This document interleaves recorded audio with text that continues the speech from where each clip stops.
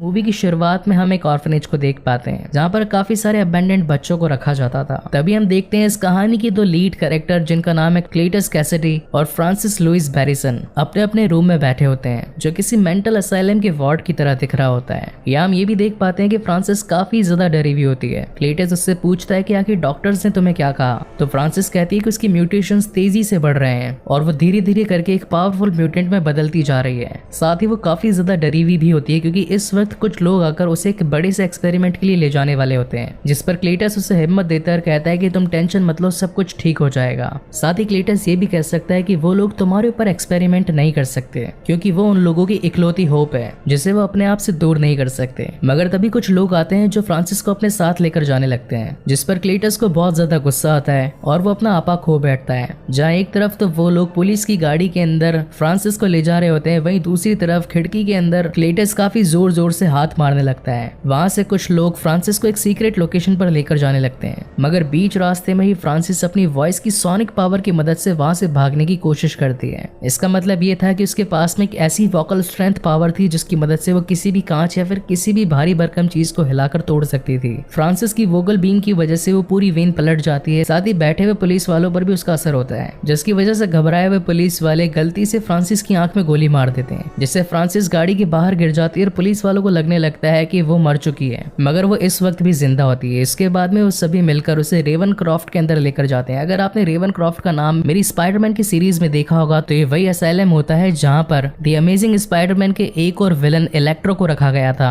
यहाँ पर हम देख पाते हैं कि एक डॉक्टर होती है जो कि फ्रांसिस के ऊपर काफी सारे एक्सपेरिमेंट कर रही होती है। बेसिकली होती तो ये भी कमी नहीं है, मगर इसके बारे में हम आगे बात करेंगे। तभी हम देख पाते हैं कि एक वार्ड बॉय आकर फ्रांसिस को एक न्यूज़पेपर देकर जाता है जिसके अंदर ये खबर छपी होती है कि क्या क्लेटस कैसिडी को मौत की सजा दे देनी चाहिए। दरअसल क्लेटस कैसिडी एक बहुत ही बड़ा सीरियल किलर होता है और कुछ खास एविडेंस न होने की वजह से उसकी डेथ सेंटेंस बीच में ही रुकी हुई थी। और यहाँ पर सबसे ट्विस्ट वाली बात तो ये होती है कि ये आर्टिकल एडी ब्रॉक ने ही छापा होता है, जहाँ पर डॉक्टर फ्रांसिस से ये कहती है कि क्लेटस जैसे लोगों को तो मौत की सजा दे देनी चाहिए। जहाँ पर अगले सीन में हम देख पाते हैं डिटेक्टिव पैट्रिक को जो कि एडी के साथ में बात कर रहा होता है, जहाँ पर एडी पैट्रिक को ये कहता है कि मुझे क्लेटस से कोई भी लेना देना नहीं है, जिस पर पैट्रिक कहता है कि वो सिर्फ और सिर्फ तुमसे बात करना चाहता है। तो रिप्लाई में एडी कहता है कि आखिर मुझ में ऐसी क्या खास बात है जो वो मुझसे ही बात करना चाहता है। तो पैट्रिक ऐसे कहता है कि जरूर कुछ डेड बॉडी से जुड़ी हुई कुछ खास बातें हैं जो वो तुम्हारे साथ में साझा करना चाहता है, तो जाकर उससे एक बार बात जरूर कर लो। जहाँ पर एक सीन में हम देख पाते हैं कि एडी की बॉडी से वैनम बाहर निकलकर पैट्रिक को खाने ही वाला होता है, मगर तभी एडी उससे रोक लेता है, जिसके बाद में वो दोनों ही एक बाथरूम के अंदर चले जाते हैं, जहाँ पर अंदर बैठकर ये दोनों बातचीत कर रहे होते हैं। लेकिन पास ही मौजूद एक लेडी प्लस पैट्रिक उन दोनों की ये बातें सुन रहे थे, जिनके अंदर वैनम एडी को ये बोलता है कि हमें सिटी के अंदर जाकर सिटी को प्रोटेक्ट करना चाहिए और यहाँ पर बैठकर हम सिर्फ और सिर्फ बातें कर रहे हैं। जहाँ पर नॉर्मली देखा जाए तो वैनम यहाँ पर एडी की बेइज्जती कर रहा होता है और उसे बॉटम फीडर कहकर चढ़ाने लगता है, जिस पर एडी उससे कहता है कि वैनम तुम्हें मेरी रेस्पेक्ट करनी चाहिए, मैं तुम्हारा होस्ट हूँ, कम से कम मेरी इतनी तो इज्जत रखो। जिसके बाद में वैनम या फिर कहें एडी क्लेटस कैसिडी से मिलने के लिए मान जाता है। और यहाँ पर अगेन हमें वही वाला सीन दिखाया जाता है जो कि वैनम की फर्स्ट मूवी के पोस्ट क्रेडिट सीन में हमने देखा था, जहाँ पर एक जेल के अंदर एडी ब्रॉक क्लेटस कैसिडी से मिलने के लिए आया होता है। जहाँ पहुंचने के बाद अब उन दोनों के बीच में बातचीत होती है तो एडी उससे पूछता है कि आखिर तुम्हें मुझसे क्या चाहिए, आखिर तुमने मुझे यहाँ पर क्यों बुलाया। तो क्लेटस कहता है कि तुम्हें मेरे फैंस के लिए एक न्यूज को प्रिंट करना है, जिसके बदले में वो उसे एक एक्सक्लूसिव इंटरव्यू देगा, जिस इंटरव्यू में वो एडी को अपने सारे राज बताएगा कि आखिर उसने जितने भी कत्ल किए उनके पीछे का राज क्या था। तो एडी उससे पूछता है कि आखिर इस पूरे काम के लिए मैं ही क्यों। जवाब में क्लेटस कहता है कि आई लाइक यू। जिसके बाद के अंदर क्लेटस उसे एक न्यूज प्रिंट करने के लिए कहता है, जिसके अंदर बेसिकली वही बातें लिखी होती है जो फ्रांसिस ने कुछ दिन पहले ही पढ़ी होती है। जिसके वहां से एडी निकलने लगता है, मगर तभी वहां पर क्लेटस उसे रोक लेता है और उसका ध्यान दीवार पर बनी हुई कुछ आकृतियों पर कर देता है, जिसके अंदर एक कैथेड्रल भी होता है, जिसमें कुछ मैसेजेस भी लिखे हुए होते हैं, जिसमें लिखा हुआ होता है to the the Stephen was given between the suffering. वहां पर कुछ ग्रेव्स यानी कि कुछ कब्र भी बनी हुई होती है, जिसे देखकर वहां से एडी निकल जाता है। जाते जाते क्लेटस एडी से कहता है कि मुझे भूल मत जाना। बाहर आते ही पैट्रिक उससे पूछता है कि आखिर अंदर क्लेटस ने तुम्हें क्या बताया, जिस पर एडी उससे कहता है कि अभी तक तो उसने कुछ भी नहीं बताया, मगर मेरी कार्यवाही उस पर जारी है और वैसे भी ऐसी चीजें पता करने में तो थोड़ा टाइम तो लगता ही है। जिसके बाद में वहां से एडी अपनी बाइक पर बैठकर निकल जाता है। अब यहाँ पर वैनम घर पर आकर एडी को दीवार पर बने हुए सारे इंसिडेंट्स या फिर गए तो सारे डायग्राम्स को डिकोड करने में मदद करता है और उसे बीच की एक लोकेशन बताता है जहाँ पर क्लेटस ने सारी डेड बॉडीज को छुपा कर रखा था। जिसके बाद में नेक्स्ट डे काफी सारे पुलिस ऑफिसर्स उसी लोकेशन पर पहुंचते हैं जहाँ पर उन्हें काफी सारी डेड बॉडीज मिलती है जिन्हें की क्लेटस ने मारा होता है। जिसके बाद में कई दूसरे सारे रिपोर्टर्स आकर एडी से बातचीत करने लगते हैं और उससे पूछते हैं कि क्या क्लेटस से तुम्हारी दोस्ती हो चुकी चुकी है, जिस वजह से उसने तुम्हें ये सारे राज बताए कि उसने अपने मारी हुई सारी डेड बॉडीज को कहां पर छिपा कर रखा था, क्योंकि उससे अभी तक सिर्फ और सिर्फ तुम ही मिले हो और तुम्हारे मिलने के बाद ही हमें ये सारी इन्फॉर्मेशन मिल पाई है। हालांकि जब ये इंटरव्यू ऑनलाइन टीवी पर आ रहा होता है तो पैट्रिक उसे देखकर काफी ज्यादा गुस्सा होता है, क्योंकि इसके बारे में एडी ने उसे नहीं बताया था और डायरेक्ट इतनी बड़ी खबर देखकर तो उसे शॉक लगना ही था, जहां पर अब सबूत मिल जाने की वजह से क्लेटस को मौत की सजा भी सुना दी जाती है। बेसिकली अब तो ये खबर हर जगह फैल चुकी होती है। साथ ही फ्रांसिस को भी इस खबर के बारे में पता चल जाता है, जिसे पता चलने के बाद तो फ्रांसिस काफी ज्यादा टूट जाती है, जहां पर क्लेटस को भी ये लगने लगता है कि एडी ने उसे धोखा दिया है और इसके लिए वो एडी को दोषी ठहराता है, क्योंकि इस खबर के छपने की वजह से रातों रात एडी फेमस हो जाता है। अब आगे वेनम एडी से कहता है कि हम लोग मिलकर दुश्मनों का खात्मा करेंगे। साथ ही वेनम एडी से ये भी कहता है कि वो मुर्गियां खा कर अब थक चुका है और अब वो इंसान को खाने के लिए बेकरार है, जिसके रिप्लाई में एडी कहता है कि हम ऑलरेडी क्लेटस के केस में उलझे हुए हैं, हमें और कोई रिस्क नहीं लेना चाहिए और अगर किसी भी शख्स की मौत हुई या कोई भी शख्स गायब हो गया तो FBI का सीधा शक हम पर ही जाएगा, इसलिए इस वक्त हम कोई भी मुसीबत मोल नहीं ले सकते। बट अगेन उन दोनों के बीच में तू में स्टार्ट हो जाती है, जहाँ पर वेनम एडी को गालियां देने लगता है तो वहाँ पर एडी से कहता है कि प्लीज मेरी रेस्पेक्ट तो किया करो। जहाँ पर नेक्स्ट सीन में हम देख पाते हैं कि एडी मिलने के लिए मिसेस चैन के पास में जाता है और वहाँ से वो एक पोल्ट्री फार्म जाता है, जहाँ पर वेनम आकर सीधा मुर्गियों को खाने लगता है। अब यहाँ से अपनी पेट पूजा कर लेने के बाद में ये दोनों वहाँ से जा ही रहे होते हैं कि तभी रास्ते में एक गुंडा एक औरत को छेड़ रहा होता है और उससे पैसे लेकर वहाँ से भागने की कोशिश करता है, जिसमें एडी वेनम को उस फचड़े में ना पड़ने के लिए बोलता है, मगर वेनम उसकी बात नहीं सुनता और वो उस गुंडे को पकड़कर खाने की कोशिश करता है, जहाँ पर एडी उसे रिक्वेस्ट भी करता है कि प्लीज ऐसा मत करो, जिस पर वेनम उस गुंडे को छोड़ देता है और वहाँ से अब ये दोनों जाने लगते हैं। तभी अचानक एन का कॉल एडी को आता है और वो उसे मिलने के लिए बुलाती है, जिस पर एडी भी उससे मिलने के लिए राजी हो जाता है, जहाँ पर अब इन दोनों की मुलाकात होती है। मगर उस वक्त भी वेनम एडी के साथ में अपने अंतर मन में बातें कर रहा होता है, लेकिन कहीं ना कहीं एन को भी ऐसा पता लग ही रहा था कि वो अपने अंतर मन से बात कर रहा है, इसलिए वो उससे पूछती है कि क्या वेनम इस वक्त भी तुम्हारे साथ में है, जिस पर एडी कहता है कि नहीं, वेनम तो मर चुका है। यहाँ पर एन एडी को बताती है कि उसकी और डैन की एंगेजमेंट हो चुकी है। ये देख हालांकि एडी थोड़ा सा इमोशनल तो हो ही जाता है, मगर तभी कहानी में ट्विस्ट तब आता है जब एन एडी से कहती है कि हे वेनम कैसे हो, मैं जानती हूँ कि तुम इस वक्त भी एडी के अंदर ही हो, प्लीज एडी का ख्याल रखना। जिसे सुनने के बाद तो एडी थोड़ा सा हक्का बक्का हो जाता है और वहीं से अपनी डुकाटी बाइक पर बैठकर घर के लिए निकल जाता है, जहाँ रास्ते में वेनम उसे कहता है कि तुम्हें इन छोटी छोटी बातों पर दुखी नहीं होना चाहिए, हम बड़े कामों के लिए बने हैं। जिसके रिप्लाई में एडी कहता है कि तुम्हें कभी प्यार नहीं हुआ, इसलिए तुम मेरी बातों या फिर फीलिंग्स को नहीं समझ सकते। जहाँ पर सीन शिफ्ट होता है अगले दिन की तरफ, जहाँ पर खुद ही वेनम अपना खाना पका रहा होता है। साथ ही यहाँ पर वेनम एडी को एक तगड़ा नाश्ता करने के लिए कहता है, क्योंकि अगर जब तक एडी नहीं खाएगा तब तक वेनम को भी कुछ नहीं मिलेगा। जिसके बाद में वो देख पाते हैं कि उनके पास में एक लेटर आया होता है। उस लेटर में ये लिखा होता है कि क्लेटस ये बता रहा होता है एडी को कि तुम्हारी वजह से मुझे मौत की सजा मिली है। साथ ही वो अपनी पुरानी काली करतूतों के बारे में भी उसमें लिखकर बताता है कि अगर वो पैदा ना होता तो उसकी ग्रैंड मदर को कौन मारता, साथ ही उसकी मॉम को बाथटब के अंदर कौन ढकेलता। इसका मतलब ये था कि क्लेटस कैसिडी ने खुद अपने परिवार वालों तक को नहीं छोड़ा था। आगे क्लेटस ये भी बताता है कि ये सब कुछ होने के बाद में उसके डैड ने उसे एक ऑर्फनेज में भेज दिया, जहाँ के बच्चे भी उसे मारते थे। फिर उसकी मुलाकात फ्रांसिस से हुई, जो कि एक म्यूटेंट थी जिसके पास में वोकल सोनिक पावर थे, और दोनों के बीच में एक अच्छी दोस्ती हो गई, जहाँ पर अब वो दोनों ही एक दूसरे को पसंद करने लगे थे। आगे लेटर में ये लिखा होता है कि वो बस आखिरी बार एडी से मिलना चाहता है, जिस पर अब एडी भी उससे मिलने के लिए एग्री कर जाता है। वहीं पर नेक्स्ट सीन में हम देख पाते हैं कि एडी उससे मिलने के लिए जेल में जाता है, जहाँ पर क्लेटस उसे बताता है कि वो हमेशा से एक परिवार के लिए तरसता रहा। जिसके रिप्लाई के अंदर एडी कहता है कि हाँ, अपनी ग्रैंड मदर और साथ ही अपनी मॉम को मारकर ये रिश्ता निभाना तो काफी अलग बात है। जहाँ पर क्लेटस उसे ये कहता है कि अगर मुझे मौत की सजा हुई तो मेरी मौत के जिम्मेदार तुम ही होगे, और साथ ही ये भी कहता है कि एडी तुम इंसानियत के नाम पर एक कलंक हो। बेसिकली ये एक चाल होती है जहाँ पर क्लेटस एडी को गुस्सा दिलाने की कोशिश करता है, जिससे कि वेनम को भी धीरे धीरे उस पर गुस्सा आने लगता है और फिर वो एडी के पीठ से निकलकर क्लेटस को मारने लगता है। मगर चालाक क्लेटस उसके हाथ को पकड़कर वहीं पर बाइट कर जाता है, मगर उसी वक्त वहाँ का गार्ड आकर इन दोनों को लड़ने से छुड़वा देता है। जिसके बाद में एडी तो वहाँ से निकल जाता है, लेकिन क्लेटस उससे कहता है कि उसने पहले भी खून को चखा है, मगर तुम्हारा ब्लड बिल्कुल अजीब है। साथ ही हम ये भी देख पाते हैं कि क्लेटस ने जब एडी को काटा था तो उसका छोटा सा सिम्बियोट का एक टुकड़ा क्लेटस के पास ही रह जाता है, और अब यही रीजन होता है कार्नेज के जन्म का। जिसके बाद में नेक्स्ट सीन में हम देख पाते हैं कि एडी अपने घर पहुंच जाता है, जहाँ पर वेनम उससे माफी मांग रहा होता है कि उसे ऐसा नहीं करना चाहिए था। जहाँ पर एडी वेनम से कहता है कि तुम्हें अपने आप पर कंट्रोल होना चाहिए, अगर तुमने कैसिडी को मार दिया होता तो उसकी मौत का इल्जाम सीधा मुझ पर आता, जिसके बाद में काफी बड़ा इशू क्रिएट हो सकता था। जिसके बाद में तो हम इन दोनों के बीच में एक भसड़ हो जाती है और दोनों ही आपस के अंदर एक दूसरे को बुरा भला कहने लगते हैं। कोई कहता है कि मैं तुम्हें झेल रहा हूँ, कोई कहता है कि मैं तुम्हें झेल रहा हूँ। जिसके रिप्लाई में वेनम एडी से कहता है कि तुम पहले एक लूजर हुआ करते थे, तुम्हें आकर मैंने बचाया, एक नई जिम्मेदारी, एक नई पहचान पकड़ाई, और जब से क्लेटस का ये केस तुम्हारे हाथ में है तुम तो मानो फेमस हो चुके हो। जिसकी वजह से एडी को काफी ज्यादा गुस्सा आता है और वो वेनम को यहाँ से चले जाने के बारे में कहता है, जिसकी वजह से अब वेनम वैनम को भी काफी ज्यादा गुस्सा आ जाता है, वो घर में पूरी तरीके से तोड़ फोड़ मचा देता है। और फाइनली एक ऐसा मोमेंट आता है जब वैनम वहां से एडी का शरीर छोड़कर निकल जाता है, जहां से जाते वक्त वो एडी की बाइक को भी तोड़ देता है। वहीं पर नेक्स्ट सीन में हम देख पाते हैं क्लीटस कैसिडी को, जिसे कि अब डेथ सेंटेंस के अकॉर्डिंग मौत का फरमान सुना दिया गया था और अब उसे इंजेक्शन देकर जान से मारने ही वाले होते हैं। मगर तभी उस इंजेक्शन और बॉडी में हुए रिएक्शन की वजह से उस छोटा सिम्बियोट का टुकड़ा क्लीटस की बॉडी से कनेक्ट कर जाता है और धीरे धीरे एक और नए सिम्बियोट का जन्म होता है, जैसे कि एज ऑलवेज हम जानते हैं दी कार्नेज। जिसके बाद में अब कार्नेज अपने फुल फॉर्म में आ जाता है, जिसे देखकर लोग काफी ज्यादा डर जाते हैं और वहां से चिल्लाकर भागने की कोशिश करते हैं। यहाँ पर हम ये भी देख पाते हैं कि कार्नेज साइज में बड़ा, काफी दिखने में भयानक और बहुत ज्यादा शक्तिशाली बन चुका है। जिसके बाद में वहां पर कार्नेज जेल के पुलिस वालों को खा जाता है और कैदी को वहां से छुड़वा कर निकाल देता है। जहाँ अगले सीन में हम एडी को देख पाते हैं जो कि टीवी देख रहा होता है। वहां पर उसे ये भी पता चलता है कि क्लीटस कैसिडी अभी अभी जेल से फरार हो चुका है। ये देख एडी काफी ज्यादा हैरान और परेशान हो जाता है। तभी वहां पर एडी से मिलने के लिए पैट्रिक आता है और इस पूरे कांड का जिम्मेदार एडी को ठहराता है। तो उसके जवाब में एडी कहता है कि वैसे भी मुझे इस बारे में कुछ नहीं पता कि आखिर वहां से क्लीटस भागा कैसे, तुम इसका जिम्मेदार मुझे नहीं ठहरा सकते। जिसके रिप्लाई में पैट्रिक कहता है कि उसने सिर्फ और सिर्फ तुमसे मुलाकात करी थी, हो सकता है कि उसे वहां से रिहा करने में तुम्ही ने कुछ ना कुछ तिकड़मबाजी बिठाई हो। वहीं पर अगले सीन में हम देख पाते हैं कि वैनम धीरे धीरे करके बॉडीज को रीचेंज कर रहा होता है, क्योंकि उसे अपने हिसाब की कोई कंपैटिबल बॉडी नहीं मिल पा रही होती है। आगे वो एक लड़की को पजेस्ट कर लेता है और फिर एक पार्टी में चला जाता है, जहाँ पर सभी लोग कॉस्ट्यूम पहने हुए होते हैं, या फिर कह सकते हैं कि एक हैलोवीन पार्टी जैसा माहौल हो चुका होता है, जहाँ पर सभी लोगों को लगता है कि वैनम ने भी एक खुद का एक कॉस्ट्यूम पहन रखा है और वो काफी ज्यादा बड़ा और स्मार्ट लग रहा है, इसलिए सभी लोग उसकी तारीफ करने लगते हैं। वहीं दूसरी ओर हम कैसिडी को देख पाते हैं जो कि कार चुरा कर भाग रहा होता है। अब जिस तरीके से वैनम एडी से बात किया करता था, उसी तरीके से कार्नेज यहाँ पर कैसिडी से बात करने लगता है और कहता है कि इस दुनिया यानी कि इस अर्थ पर सिर्फ और सिर्फ अभी एक ही सिम्बियोट है जो कि है वैनम, और अगर ये दोनों मिलकर वैनम को खत्म कर देते हैं तो पूरी दुनिया पर सिर्फ और सिर्फ इन्हीं का ही राज होगा। जिस पर कैसिडी कहता है कि सबसे पहले तो उसे अपने पार्टनर यानी कि फ्रांसिस को छुड़वाना होगा, क्योंकि वो उससे काफी ज्यादा प्यार करता है। तो फाइनली इस बात को सुनकर कार्नेज भी उसके साथ एग्री करता है और इसी के साथ इन दोनों की डील हो जाती है। वहीं पर सीन शिफ्ट होता है वैनम की तरफ, जो कि उस पार्टी के अंदर काफी ज्यादा मजे कर रहा होता है, टास्क कर रहा होता है, कंपटीशन के अंदर जीत भी चुका होता है। हालांकि वहां पर वैनम एक स्पीच भी देता है, लेकिन अंदर ही अंदर कहीं ना कहीं एडी को मिस भी कर रहा होता है। वहीं दूसरी ओर एडी उस ऑर्फनेज में पहुंचता है जहां पर कभी क्लीटस कैसिडी रहा करता था,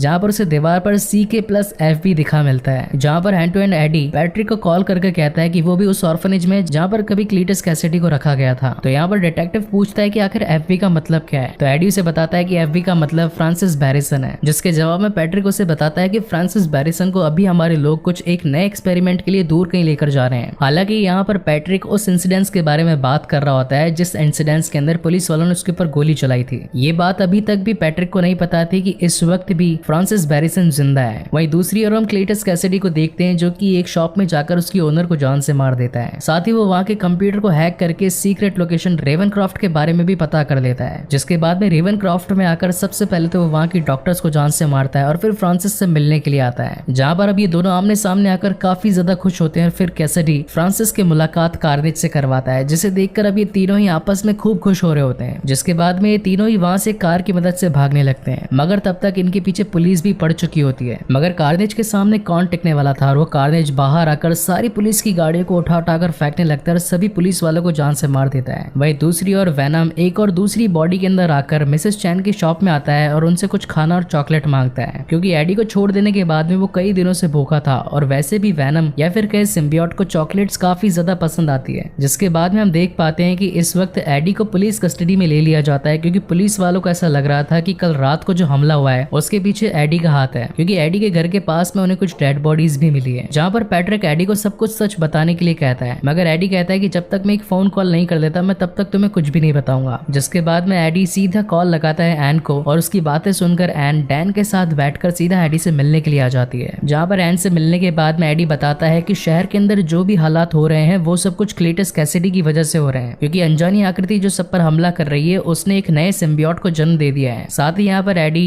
एन को ये भी बताता है कि वो और वैनम अब साथ में नहीं है, और इसी वजह से एडी यहाँ पर एन को रिक्वेस्ट करता है कि वो जाकर वैनम को ढूंढ ले, क्योंकि वैनम ही कार्नेज को हरा सकता है। अब वैसे भी एन को तो पता ही था कि मिसेस चैन को वैनम के बारे में सब कुछ पता है, इसलिए वो जाकर सीधा उनसे मिलती है और पूछती है कि क्या आपको वैनम के बारे में कुछ पता है। मगर यहाँ पर प्लॉट ट्विस्ट तो ये होता है कि वैनम तो खुद ही मिसेस चैन की बॉडी के अंदर छुपा हुआ होता है, और साथ ही वो एन को ये भी कहता है कि वो इस वक्त एडी से काफी ज्यादा नाराज है। वहाँ पर एन वैनम से रिक्वेस्ट करती है कि एडी को उसकी जरूरत है, जाकर उसकी मदद करो। ये सब सुनने के बाद वेनम फाइनली एडी से मिलने के लिए तैयार हो जाता है। आगे हम कहानी के अंदर क्लीटस कैसिडी प्लस फ्रांसिस को देखते हैं जो कि पूरे शहर के अंदर तबाही मचाते हुए घूम रहे होते हैं, जहाँ पर क्लीटस की बॉडी से निकलकर कार्नेज कहता है कि उसका अगला शिकार वेनम है, यानी कि एडी। जहाँ पर नेक्स्ट सीन में हम देख पाते हैं कि वेनम या फिर कहें एन मिलने के लिए आए होते हैं एडी से, जिसके बाद में ये तीनों वहां से कैसे तैसे करके निकलकर भाग जाते हैं। जहाँ पर रास्ते में आगे जाते वक्त वेनम एडी को उससे माफी मांगने के लिए कहता है, तो फाइनली एडी भी वेनम से माफी मांग ही लेता है। अगले सीन में हम देख पाते हैं कि पैट्रिक रास्ते से कहीं जा रहा होता है, मगर तभी उसे वहां पर रास्ते में क्लीटस दिखता है, जिसके बाद में वो कार से उतरकर सीधा क्लीटस पर शूट कर देता है, मगर तभी उसकी बॉडी से कार्नेज बाहर आता है और वो पैट्रिक को पकड़ लेता है। वहीं दूसरी ओर फ्रांसिस पहुंचती है एडी के घर पर, जहाँ पर उसे एन के लिए रखी हुई रिंग मिलती है और वो उसे लेकर वहां से निकल जाती है। मगर वहां से निकलने से पहले उसे एन की तस्वीर भी मिलती है, जिसकी मदद से वो सीधा आकर एन को पकड़ लेती है, जिसके बाद में वो उसे एक इन्विटेशन लेटर देती है और कहती है कि हमारी शादी में जरूर आना। जहाँ पर डैन सीधा एडी को कॉल लगाता है और कहता है कि कुछ लोग आकर यहाँ से एन को ले जा चुके हैं। वहीं पर नेक्स्ट सीन में हम देख पाते हैं कैथेड्रल को, जहाँ पर ये दोनों ही जने यानी कि फ्रांसिस और क्लीटस दोनों आपस में शादी कर रहे होते हैं। वहाँ पर डिटेक्टिव मलिगन पैट्रिक भी होता है, जिसे उन लोगों ने थोड़ी देर पहले बंदी बनाया होता है। यहाँ एक तरफ तो इन दोनों की शादी हो चुकी होती है, वहीं दूसरी ओर अब वेनम यानी कि एडी भी पहुंच चुका होता है, जिसे वहां पर पाकर अब जैसे ही क्लीटस की बॉडी से कार्नेज बाहर आता है तो वेनम एकदम से डर जाता है और वापस से एडी की बॉडी के अंदर घुस जाता है। वेल ये काफी फनी मोमेंट था। तो वहां पर एडी वेनम से पूछता है कि आखिर प्रॉब्लम क्या है, तुम बाहर क्यों नहीं आ रहे हो। वेल फ्रैंकली सेइंग इस सीन को देखकर तो मुझे थैनोस और हल्क वाले सीन की याद आ गई, जिसके बाद में वेनम उसे कहता है कि ये तो रेड वन है यानी कि दी कार्नेज, ये काफी ज्यादा होशियार, तेज, चालाक और ताकतवर होते हैं। जिसके रिप्लाई में एडी कहता है कि तुम बस बाहर आ जाओ और उसके बदले में तुम जिसे चाहे उसे खा सकते हो, मैं तुम्हें कभी मना नहीं करूंगा। ये सुनकर तो वेनम महाराज पूरी तरीके से फुल पोटेंशियल के साथ बाहर आ जाते हैं और फिर शुरुआत होती है इस मूवी की one of the best fight की, जहां पर दो तगड़े महायोद्धा आपस में भिड़ जाते हैं। ये दोनों ही आपस में एक दूसरे को हराने की कोशिश करते हैं, प्लस एक दूसरे पर हावी होने की भी पूरी कोशिश करते हैं। जहां पर हम देख पाते हैं कि कार्नेज तो वेनम को उठा उठाकर धो रहा होता है। यहाँ पर हालांकि कार्नेज और फ्रांसिस के बीच में बातें भी हो रही होती है, लेकिन हम यहाँ पर देखते हैं कि जो फ्रांसिस है उसके पास में सोनिक बीम पावर होती है, इसलिए वो जोर जोर से चला रही होती है, जिसकी वजह से कार्नेज को थोड़ी बहुत प्रॉब्लम हो रही होती है। क्योंकि हम ये बात जानते हैं कि symbiotes extreme heat plus full potential sound को ज्यादा सहन नहीं कर पाते हैं, जिसका एक नमूना हमने स्पाइडरमैन 3 में देखा था, जहां पर स्पाइडरमैन ने वेनम को स्टील के डंडों के बीच में रखकर पेल दिया था। वहीं पर वेनम वाली मूवी के अंदर हमने देखा कि एक्सट्रीम हीट से राइट पूरी तरीके से मारा गया था। तो उसी को ध्यान में रखते हुए डैन यहाँ पर कैरोसिन कार्नेज के ऊपर डालने लगता है। साथ ही वहाँ पर कैथेड्रल में एक बड़ा सा घंटा भी होता है जो कि बजने लगता है। सच कहूँ तो यहाँ पर मुझे इन दोनों ही मूवीज की याद आ गई, या फिर कह सकते हैं कि इस मूवी ने उन दोनों ही सीन्स को कोलैब करने की काफी अच्छी कोशिश करी है। जहाँ पर हम देख पाते हैं कि घंटे की आवाज से दोनों ही सिम्बियोट अपने होस्ट की बॉडी से बाहर आने लगते हैं, लेकिन बाद में जब कैसे तैसे साउंड शांत होता है तो ये वापस से सिम्बियोट्स अपनी होस्ट की बॉडी में आते हैं, जहाँ पर कार्नेज एन को लेकर कैथेड्रल के सीधा टॉप पर पहुंचने लगता है। लेकिन इस वक्त तक वेनम की बॉडी पर काफी ज्यादा पत्थर गिर चुके होते हैं, इसलिए वो वहां तक पहुंच नहीं पा रहा होता है। साथ ही वो एडी से ये भी कहता है कि इस बार की ये जंग हम नहीं जीत सकते हैं, क्योंकि कार्नेज मुझसे काफी ज्यादा ताकतवर है। वहीं दूसरी ओर कार्नेज वहां पर फ्रांसिस को भी पकड़ता है और उसका मुंह बंद रखने के लिए कहता है, क्योंकि उसका साउंड कार्नेज को काफी ज्यादा परेशान कर रहा होता है। अब हालांकि यहाँ पर कार्नेज की पकड़ काफी ज्यादा तेज होती है, जिसकी वजह से वहां पर फ्रांसिस का दम घुट जाता है और वो वहीं पर गिर जाती है। जिसके बाद में वो सीन देखकर कैसिडी को गुस्सा आता है और वो कार्नेज को अपनी बॉडी से दूर हटने के लिए कहता है। लेकिन अब जैसा कि कार्नेज का पूरा कंट्रोल कैसिडी की बॉडी पर होता है, तो वो उसे डिटैच नहीं करने देता। जहाँ पर ये सारा सीन वेनम भी देख रहा होता है, वो एडी से कहता है कि देखो कार्नेज का कंट्रोल कैसिडी पर नहीं है। जहाँ पर एडी वेनम से कहता है कि सिर्फ और सिर्फ हम ही एक परफेक्ट मैच है, हमारे अलावा और कौन सा परफेक्ट मैच हो सकता है। जिसे सुनकर तो वेनम महाराज को और भी ज्यादा जोश आ जाता है और वो फाइनली अब कार्नेज पर धावा बोल देता है। जहाँ पर ये अब दोनों ही काफी ज्यादा ऊंचाई पर पहुंच चुके होते हैं। अब एक तरफ तो यहाँ कार्नेज के हाथ में एन होती है, वहीं पर वेनम के हाथ में एक रॉड होती है, जो कि वो सीधा कार्नेज के सर में घुसा देता है, जिसकी वजह से एन सीधा जमीन पर गिरने लगती है। मगर सही वक्त पर आकर वेनम उसे बचा लेता है। लेकिन उस वक्त तक वहां पर कार्नेज भी पहुंच चुका होता है और अपने स्पाइक्स को उसके अंदर घुसेड़ रहा होता है। तब यहाँ पर दोनों ही सिम्बियोट आपस में बातें करते और कहते हैं कि हम में से दोनों में से एक को तो मरना ही होगा। और साथ ही यहाँ पर मूवी का वो one of the best dialogue भी मारता है, Venom let there be carnage. लेकिन इस वक्त तक यहाँ पर फ्रांसिस भी जाग जाती है, तो वेनम फ्रांसिस को सोनिक साउंड निकालने के लिए कहता है, मगर तब तक कार्नेज उसे जोरदार धक्का दे देता है, जिसकी वजह से नीचे गिरते वक्त वहां पर फ्रांसिस काफी जोर से चिल्लाती है, जिसकी वजह से सोनिक साउंड की मदद से कैथेड्रल की सारी दीवारें टूटना शुरू कर देती है। और साथ ही इतनी बड़ी सोनिक साउंड की मदद से इन दोनों के सिम्बियोट्स भी होस्ट से अलग हो जाते हैं। जिसके बाद में कैथेड्रल का बहुत ही बड़ा घंटा आकर जमीन पर गिरने लगता है, जिसके नीचे पड़ी होती है फ्रांसिस। मगर तब तक वेनम अगेन आकर डैन, एडी, एन और साथ ही फ्रांसिस को बचा लेता है। जहाँ दूसरी तरफ हम देख पाते हैं कि कैसिडी से कार्नेज पूरी तरीके से अलग हो चुका है, जहाँ पर अगेन कार्नेज जाकर कैसिडी से मिलने की कोशिश करता है, मगर तब तक वैनम आकर उसे खा जाता है और फिर आकर डायरेक्ट कैसिडी को पकड़ लेता है, जिसके बाद में वैनम कैसिडी को भी जान से मार देता है और उस वक्त तक वहां पर पुलिस भी आ चुकी होती है। जिसके बाद में फाइनली ये सारे खतरे टल जाते हैं और अब एक हैप्पी एंडिंग हो जाती है, जहाँ पर एडी डैन को कहता है कि तुम एन को अपने साथ में ले जाओ। लेकिन साथ ही हम ये भी देख पाते हैं कि उस हादसे के अंदर पैट्रिक बच चुका होता है और इसी के साथ ये मूवी खत्म होती है। और अब आती है इसके पोस्ट क्रेडिट सीन की बात, जहाँ पर हम देख पाते हैं कि वैनम और एडी एक किनारे के पास बैठे होते हैं, मगर तभी सीन शिफ्ट हो जाता है एक रूम की तरफ, जहाँ पर एडी बेड पर सो रहा होता है। वैनम उससे बात करता है कि क्या हम दोनों को एक दूसरे से कुछ राज छिपाने चाहिए, मगर तब एडी कहता है कि हम सभी का एक पास्ट होता है। तब वहां पर वैनम कहता है कि मैं तुम्हें कुछ बताना तो चाहता हूँ, लेकिन अगर मैं तुम्हें बताऊंगा तो तुम्हारा दिमाग फट जाएगा, क्योंकि ऐसी काफी सारी बातें हैं जो मैं जानता हूँ और मैं तुम्हें बताना चाहता हूँ, लेकिन ये काफी ज्यादा कॉम्प्लिकेटेड है। तो यहाँ पर एडी को लगता है कि वो अपने सिम्बियोट गॉड यानी कि नॉल के बारे में उसे बताएगा। तभी वहां पर टीवी फ्लिकर करने लगता है और आसपास की सारी चीजें मानो बदलने लग जाती है। यहाँ पर एडी को ऐसा लगने लगता है कि ये सब कुछ वैनम कर रहा है, मगर रिप्लाई में वैनम कहता है कि ये सारी चीजें वो खुद नहीं कर रहा। मगर तभी हम देखते हैं कि सामने से एक गोल्डन रोशनी से चमकती है। टीवी पर हम जे जोना जॉनसन यानी कि स्पाइडरमैन के न्यूज़पेपर हेड को देखते हैं और यहाँ पर एक सबसे बड़ा प्लॉट रिवील होता है कि भाई साहब अब वैनम जी स्पाइडरमैन के यूनिवर्स में पहुंच चुके हैं, जहाँ पर हम साफ साफ देख पाते हैं कि ये उस वक्त की झलक होती है जिस वक्त टॉम हॉलैंड यानी कि हमारे एमसीयू वाले स्पाइडरमैन ने जस्ट अभी मिस्टीरियो को हराया होता है। और इसी के साथ हमें पता चलता है कि वैनम भी यहाँ पे एक स्पाइडर वर्स का हिस्सा बन चुका है। इसी तगड़े सस्पेंस के साथ में ये शानदार मूवी यहीं पर खत्म होती है। सो गाइज, आपको ये वीडियो कैसा लगा प्लीज मुझे लाइक और कमेंट करके जरूर बताइएगा, और अगर पहली बार इस चैनल पर आए हैं तो इसे जरूर सब्सक्राइब भी कीजिएगा। इसके बाद में मैं और भी ऐसी इंटरेस्टिंग मूवीज आपके लिए लाता रहूंगा। सो तब तक के लिए keep watching and stay safe and one more time guys, thank you very much for watching this video. मिलते हैं अगले वीडियो में।